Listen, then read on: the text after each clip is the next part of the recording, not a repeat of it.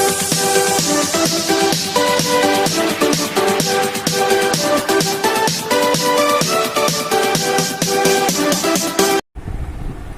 everyone, welcome to all in my YouTube channel Maths Cafe. In my last video, I have given you the idea about question number 1, 2 and 3 of exercise 2.4 of chapter 2 linear equations in one variable. In this video, we will explain question number 4, 5 and 6. Question number 4 is one of the two digits of a two-digit number is 3 times the other digit. क्या कहता है कि एक 2 digit का number है जिसमें से उसका कोई एक डिजिट, देखिए जैसे कल हमने डिस्कस किया था कि 2 डिजिट नंबर में हमारे पास एक डिजिट है यूनिट प्लेस का और एक डिजिट है टेंस प्लेस का. तो इसमें इन 2 digit number one number is 3 times the other digit. One digit is 3 times other. कोई एक डिजिट जो है वो दूसरे का 3 टाइम्स है. If you interchange the digits of this 2 digit number, अगर हम डिजिट्स को इंटरचेंज कर दें, मीन्स यूनिट वाले को टेंस में और टेंस वाले को यूनिट में चेंज करें and add the resulting number to the original number, और ओरिजिनल नंबर को रिजल्टिंग नंबर में ऐड करें, you get 88. What is the original number? Original number हमें बताना है. तो हम स्टार्ट करते हैं same as we have started in question number 3. Let digit at unit place is equal to x. So digit at tens place is equal to, देखिए question में क्या कहा है कि उसका 3 टाइम्स है. अगर हम यूनिट प्लेस का सपोज करते हैं तो टेंस प्लेस का निकालने के लिए इसका 3 टाइम्स, x का 3 टाइम्स क्या होगा? 3x. और ये क्वेश्चन ऐसे भी हो सकता है कि हम टेंस प्लेस का सपोज कर लेते और यूनिट प्लेस का फिर क्या हो जाता? 3x. तो इस हिसाब से जैसे क्वेश्चन है उसकी स्टेटमेंट के अकॉर्डिंग इसके 2 तरह के सॉल्यूशंस बनेंगे और इसके 2 ही आंसर आ सकते हैं. ठीक है, तो हमने ये अभी स्टार्ट किया. यूनिट प्लेस का डिजिट सपोज किया x, तो टेंस प्लेस का हो गया 3x. अब हम निकालते हैं ओरिजिनल नंबर. ओरिजिनल नंबर, कल मैंने आपको नंबर फ्रेम करने का तरीका बताया था. क्या करना है हमने? 10 को मल्टीप्लाई करना है टेंस प्लेस डिजिट से विच इज इक्वल टू 3x, और यूनिट का डिजिट जो है वो इसमें ऐड कर देना है. तो कितना आया ये? 10 into 3 30x plus x is equal to 31x. After interchanging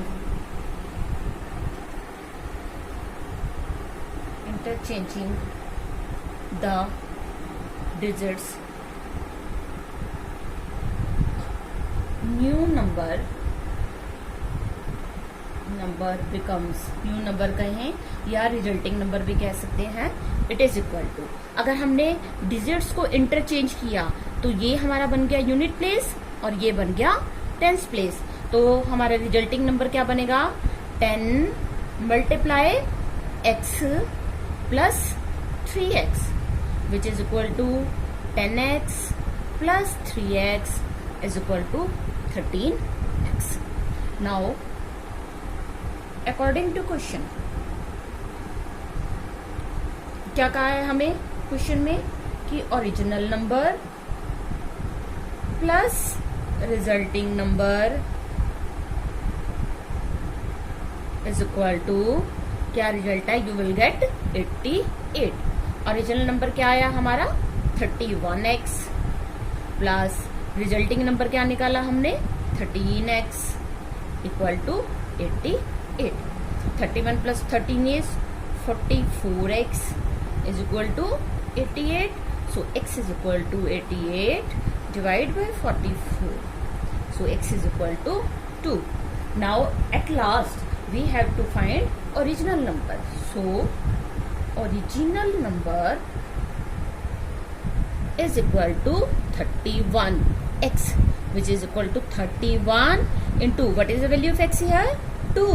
So 31 into 2 is equal to 62. So 62 is the answer.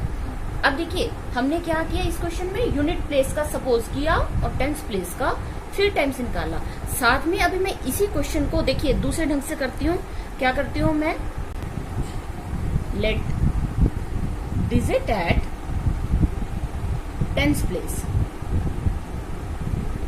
Tense place is equal to x. अगर मैं टेंस प्लेस का डिजिट एक्स सपोज कर लेती हूँ तो डिजिट एट यूनिट प्लेस क्या होगा मेरा, digit at unit place is equal to 3x, क्योंकि एक प्लेस का अगर डिजिट हमें पता है तो दूसरे का उसका 3x है। तो इसी क्वेश्चन को करने के हमारे 2 मेथड है, या आप इस तरीके से कर लें या हम इस तरीके से कर लें। अब यहाँ से फिर वही करेंगे, हम ओरिजिनल नंबर बनाएंगे, इंटरचेंजिंग द डिजिट्स करेंगे, न्यू नंबर बनेगा, अकॉर्डिंग टू क्वेश्चन करेंगे और लास्ट में x की वैल्यू आएगी, उसे हम ओरिजिनल नंबर में रख देंगे। अब देखिए होगा क्या, अगर हम टेंस प्लेस का डिजिट x ले रहे हैं और यूनिट प्लेस का 3x ले रहे हैं तो हमारा ओरिजिनल नंबर कौन सा बन जाएगा, ये जो हमारा ये रिजल्टिंग नंबर है वो ओरिजिनल बन जाएगा और ओरिजिनल नंबर रिजल्टिंग नंबर बन जाएगा।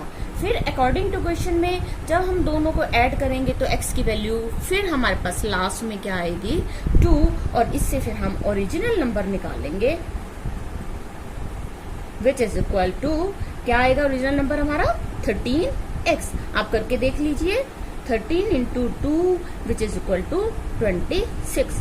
तो इस क्वेश्चन को हम 2 तरह से कर सकते हैं, either you will get answer as 62 और 26, क्योंकि एक नंबर दूसरे से 3 टाइम्स है, कौन सा किससे है ये नहीं पता, इसलिए दोनों तरीके आपके बिल्कुल ठीक रहेंगे। Now come to question number 5। Question number 5 is Shobo's mother's present age is 6 times Shobo's present age. Shobo's age 5 years from now will be 1/3 of his mother's present age. What are their present ages? तो क्या है question हमारा, Shobo's mother's present age is 6 times Shobo's present age. Shobo की mother की जो present as है वो शोबोज की एज से 6 टाइम्स है, मीन्स मदर बड़ी है तो वो कितनी बड़ी है शोबोज से 6 टाइम्स प्रेजेंट एजेस की बात कर रहे हैं। Shobo's age 5 years from now, present age से 6 साल के बाद शोबो की जो एज होगी it will be 1/3 of his mother's present age, उसकी मदर की प्रेजेंट एज की 1/3 होगी। शोबो की एज लेनी है 5 years के बाद और मदर की प्रेजेंट एज से कंडीशन है what are their present ages, दोनों की प्रेजेंट एज हमें बतानी है। तो हम देखते हैं कि शोबो की मदर की प्रेजेंट एज डिपेंड किसके ऊपर कर रही है, शोबोज की एज पे, तो हम शोबो की सपोज कर लेते हैं। Let Shobo's present age is equal to, age की बात कर रहे हैं तो हम x और पीछे क्या लिखेंगे years. So mother's present age is equal to, mother की प्रेजेंट एज शोबो की प्रेजेंट एज से कितनी है 6 टाइम्स, मीन्स 6 ईयर्स। आगे पढ़ते हैं, Shobo's age 5 years from now, अब से 5 साल के बाद शोबो की age, after 5 years Shobo's age will be, present age x है, अगर इसके 5 साल बाद की लेंगे तो 5 साल उसमें ऐड हो जाएगी, कितनी बन जाएगी x प्लस 5 years। जैसे आपकी एज अगर अब 10 years है तो 5 years के बाद क्या हो जाएगी 10 प्लस 5 यानी 15 years। तो 5 years की हमने ले ली। नाउ अकॉर्डिंग टू क्वेश्चन, क्या कहते हैं क्वेश्चन में, शोबोज एज 5 years फ्रॉम नाउ, अब से 5 साल के बाद जो शोबो की एज है मीन्स x प्लस 5 वो किसके इक्वल है, इट विल बी 1/3 होगी, किसके 1/3 of his mother's present age, mother की प्रेजेंट एज की, मदर की प्रेजेंट एज कितनी है 6 इंटू 6, तो x plus 5 is equal to 1/3 into 6x। तो ये यहाँ पे हम ये कैंसिल कर देते हैं 2 से, x plus 5 equal to 2x. So 5 is equal to, अब क्योंकि हमारे पास इसको यहाँ पे बिगर नंबर है 2x, तो इस हम x को ट्रांसपोज कर देते हैं इस साइड, तो क्या बन जाएगा 2x minus x. So 5 is equal to x और we can write it as x is equal to 5. x क्या था? Shobo's present age. So statement के फॉर्म में हम इसका आंसर देते हैं. Shobo's present age is equal to 5 years and mother's present age is equal to 6x. हाँ जी, 6 into what is the value of x here? 5. So 6 into 5 equal to 30 years. So question number 5 is complete. Now come to question number 6. Question number 6 is, there is a narrow rectangular plot reserved for a school in Mahuli village. एक narrow rectangular plot है जो school के लिए reserve किया गया है. The length and breadth of the plot are in the ratio 11:4. Plot की, क्योंकि रेक्टेंगल की शेप में है प्लॉट, तो उसकी लेंथ होगी और ब्रेड्थ होगी, और लेंथ और ब्रेड्थ का जो रेशियो है वो 11:4 है.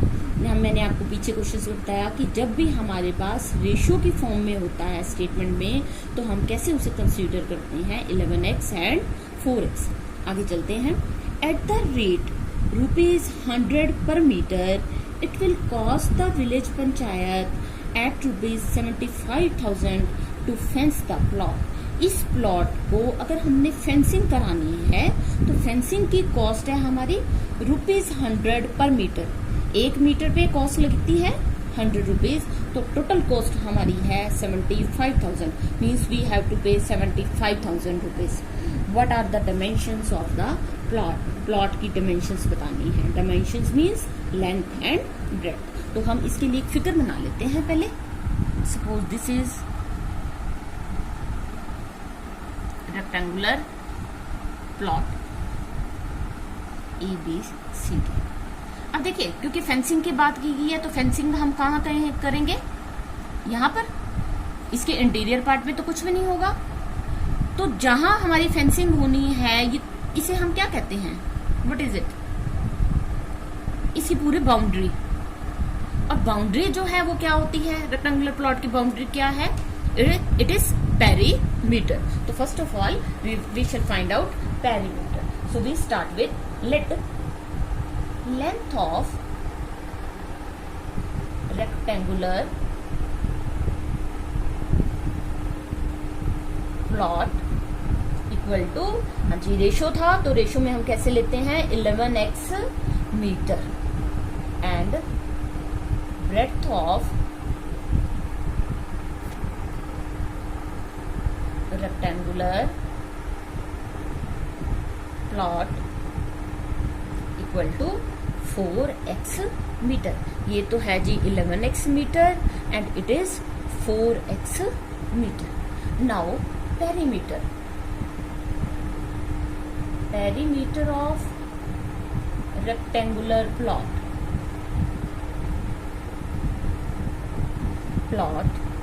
हाँ जी, रेक्टेंगल में पेरीमीटर का फार्मूला क्या होता है हमारा? 2 into length plus breadth.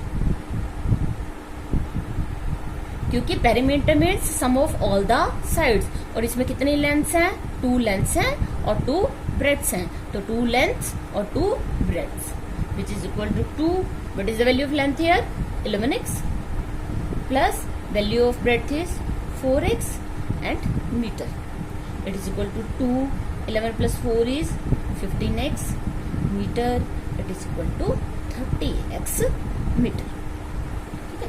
Now again कहता है कि 100 रुपीज पर मीटर की कॉस्ट से टोटल खर्चा मीन्स क्या है कि ये हमने पूरी बाउंड्री पे फेंसिंग की है, तो टोटल कॉस्ट हमारी आई है 75,000 रुपीज. और 1 मीटर, सपोज यहाँ 1 मीटर हमारा खत्म होता है और 1 मीटर की कॉस्ट कितनी है? 100 रुपीज. तो यहाँ से अगर हम पेरीमीटर निकालें तो हमारा एक फॉर्मूला यहाँ से फ्रेम होता है. Perimeter is equal to total cost divide by cost per meter. Total cost is 75,000 divided by cost per meter is 100. We can sell, which is equal to 750 meter. It means perimeter कितना है इसका 750 meter. Both are perimeters. Here 30x and here 750. So we make an equation 30x is equal to 750 and x is equal to 750 divided by 30. 325. So value of x is equal to 25. अब हम अपना answer यहाँ नहीं छोड़ेंगे, हमें क्या चाहिए, dimensions. Dimensions means length and breadth. So length of rectangular field या rectangular plot is equal to 11x equal to 11 multiply value of x is 25. So 11 into 25 is 275 meter and breadth of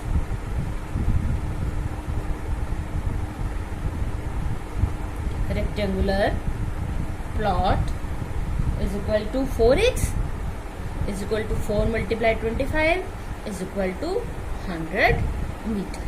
ये आपका length dimensions आएंगे हमारे पास, length and breadth. If you want to check your answer you can find out the perimeter with these dimensions. If perimeter is equal to 750 it means your answer is right. If you like my videos, please subscribe my channel, turn on notification bell and press on like button. Thanks for watching.